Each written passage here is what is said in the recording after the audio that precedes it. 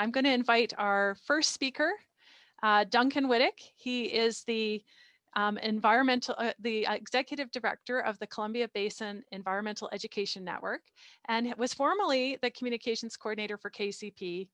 And he is amazing at connecting the dots between people and organizations, looking for positive systemic change and finding ways we can all work together. He's a member of a number of environmental education organizations and was the recipient of the Canadian Environmental Education Outstanding Individual in an Organization Award. So he's going to be talking to us today about innovating outreach during COVID-19. As we know, the last 6 months have been incredibly challenging in many, many regards.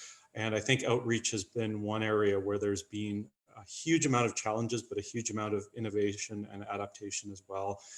And for many organizations on this call, and it's so wonderful, I have to say, to see so many of you that I recognize and I haven't seen in a while. And I feel like, you know, this is as in person as it gets right now. So to try and model some of this engagement that we have to do in this 2D platform, I'm going to try and make it a little more interactive, some fun. And I think, you know, Nicole, Juliet, Marcy have done a fantastic job of using some tools that other partners could replicate. And I know CBean's going to be stealing some of these as well. So, so just to make it interesting and challenging, you know, it is a challenging time and we really want to engage you. So we've got a conservation challenge here for you today. There are actually 5 mini challenges you'll have in the next 10 minutes, and you can win up to 50 KCP points. And each KCP point is worth $1 at our new online learning store. So there's a lot up for grabs here. So is everyone ready? Okay. If you're really ready, 10 points for the first person to respond with ready in the chat box. And pay attention to detail. Okay, Juliet's monitoring those. Okay, so we're going to look at challenges and opportunities. I've heard from a lot of organizations out there that some of the challenges they've really encountered are these smaller groups, so fewer number of engagements that they can have in the course of their work, less personal engagements with physical distancing and increased reliance on virtual engagement. More challenging to effectively engage in a virtual world with many organizations like all of ours today operating in this space. So while before there were, you know, most of us had a presence, now a lot of us have a heavy presence. So my next challenge, which of these 3 challenges did your organization experience the least? Be the first to write the number of the challenge in your chat box for 10 points.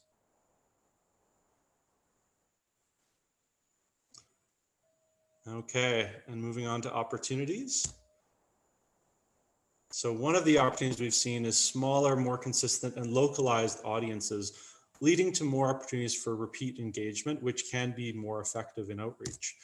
A general increased availability and aptitude to connect with an audience virtually, and an opportunity to really broaden the base of engagement for post-COVID-19 through tools like social media, e-news, videos. I was just chatting with Melissa on my breakout that, I mean, CBean's engagement through those platforms has almost doubled in the last 6 months. So a huge increase because of this. So your points, which of these 3 opportunities did your organization experience the most? Be the first to write that number and get 10 points. They're easy, hey? They'll get harder, don't worry. So I'm really pleased to share a few examples from some of the partner organizations on the call today who have done just some incredible work in adapting. I know all of you have worked hard to adapt, but I just wanted to feature a few organizations that have done some interesting things that maybe you could draw from. So CSYS, the Central Kootenai Invasive Species Society, has held social media contests. They've collaborated with CBean's Wild Voices for Kids program. They've done a webinar series. They've started up both an Instagram account and a YouTube channel. They're working with iNaturalists. They were working very recently with Science Literacy Week. And they were also a special guest for the virtual Toad Fest, which I know many of you were part of as well.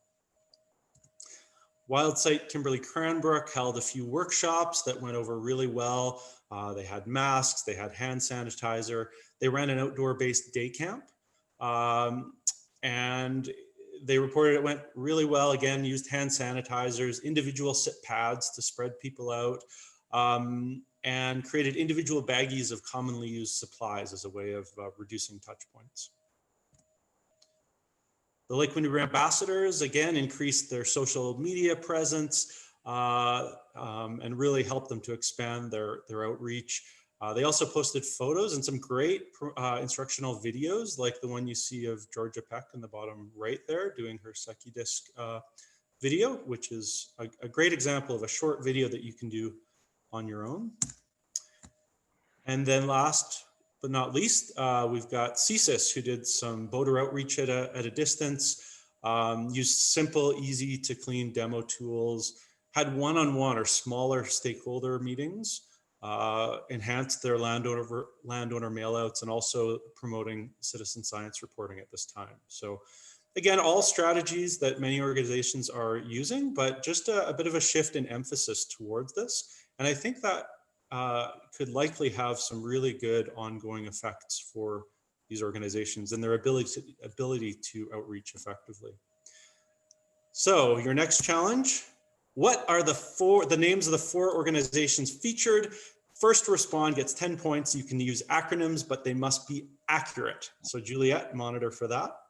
I'll give you a couple more minutes here to chime in. And you want all 4. All 4. Those photos are your hint. 10 points on the line.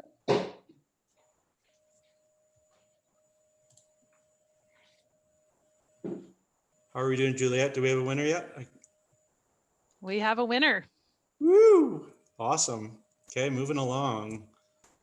So CBEAN, as many of you know, offers lots of supports, both to classroom-based instruction as well as community-based environmental education, both during COVID-19 and beyond. Marcy will appreciate that. That's the B is an adaptation of her piece that she pulled together for CBEAN as we look to support and enhance our work with community-based organizations. So a few things that we offer, a number of workshops and webinars to support your professional learning, professional development bursaries that you can apply to support enhancing your skills and techniques. That could be online learning as well. We provide money to support your organizations in hosting environmental education outreach workshops. We offer an organization directory. I'll be sending you an email in the next week with a link to update your profile. I know most KCP organizations do have a profile there.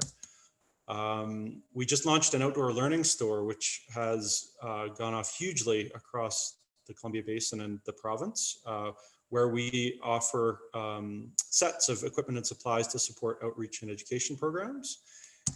And we offer a resource hub where we link to other great resources that we recommend for all types of educators. So your final challenge is a scavenger hunt here. Who can be the first to find one of these web pages, so not our homepage, but one of the web pages, one of those 6 web pages, and paste the URL in the chat box to earn the final 10 points?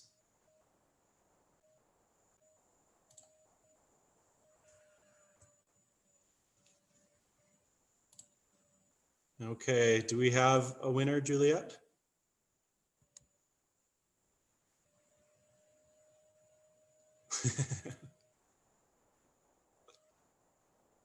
We do. Awesome. Okay, so are you ready to announce the winners? I am. Sub in Juliet's name. I need everybody who's on video to do a virtual drum roll. Move your body a little bit. So the winners are, for getting the ready, all caps with an exclamation mark, Marc-Andre. Next is Dave Zender, Leanne Isaac, Robin Hooper, and then again Robin Hooper. Oh. So they have points to your store. We've got a big spender at our outdoor learning store. That's awesome. Well, thanks for playing along. And again, you know, in my role with CBEAN, I am looking forward to chatting with you in the breakout, but also get in touch anytime and however we can support you in at this challenging time. we're open and ready for you. So thanks.